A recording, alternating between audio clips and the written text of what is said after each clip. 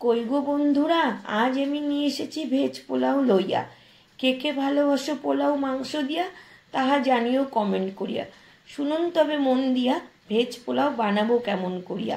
প্রথমে নিয়ে নেব কফি মগে 2 মগ গোবিন্দভোগ চাল, ভালো করে ধুইয়া নেব জল ঝরিয়া।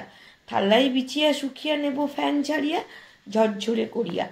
কড়াই বসিয়া সাদা তেলে ঘি মিশিয়া, কাজু কিশমিশ নেব ভাজিয়া। অতঃপর চৌকো করে কাটিয়া রেখা বিনস গাজর নুন মিষ্টি মিশিয়া ভাজিয়া লইব। আবারও ওই তেলে ঘি দিয়া গরম করিয়া ফোড়নে দেব গোটা গরম মশলা তেজপাতা ছাড়িয়া। সুগন্ধ ছাড়িলে আদা বাটা দিয়া ভাজিয়া চাল দেব মিশিয়া।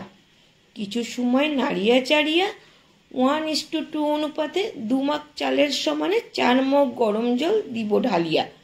সাথে সাথে দিব চেরা কাঁচা লঙ্কা নুন চিনি মিশায়া। ঢাকা দিয়া ফুটিয়া ফুটিয়া জল কমিয়া আসলে সবজি দিব ছাড়িয়া।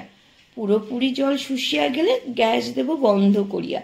কিছুক্ষণ পোলাও চাপা দিয়া ঠান্ডা করিয়া তৈরি হইয়া যাবে ঝরঝরে ভেজ পোলাও। মনে রেখো, শেষে ঘি ছড়িয়ে দিলে স্বাদ যাবে দ্বিগুণ বাড়িয়া। কেমন লাগিল আমার রন্ধন জানিও বন্ধু সকল। এবার তবে যাই, টাটা, বাই বাই।